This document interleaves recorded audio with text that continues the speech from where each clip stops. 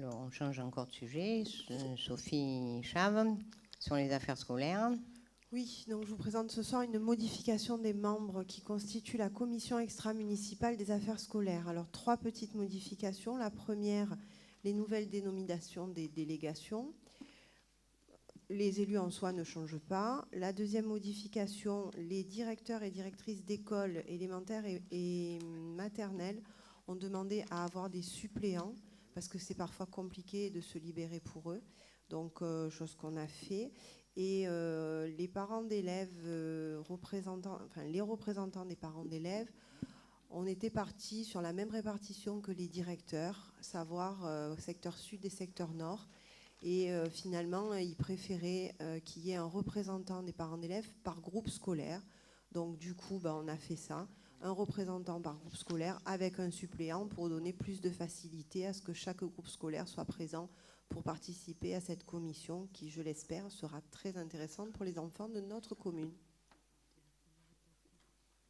Y a-t-il des remarques, des questions? Pardon?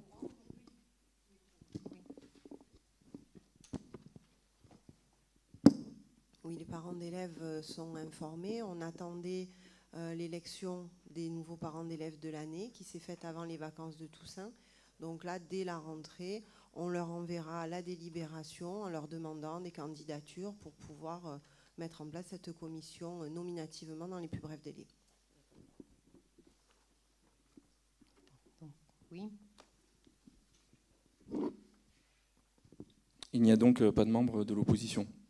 Non, il n'y a pas de membre de l'opposition parce que, excusez-moi Monsieur Fuson, mais je pense que les parents d'élèves délégués sont peut-être plus représentatifs que votre groupe. Il y a bien des élus.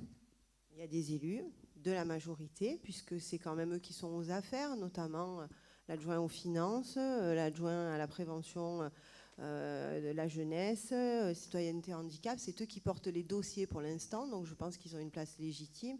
Et je pense que quand on va parler d'affaires scolaires, ceux qui sont le plus légitimes dans l'opposition, entre guillemets, ce sont les parents d'élèves délégués qui sont au plus près des enfants et des parents d'élèves et qui représentent beaucoup plus que l'opposition actuelle aujourd'hui.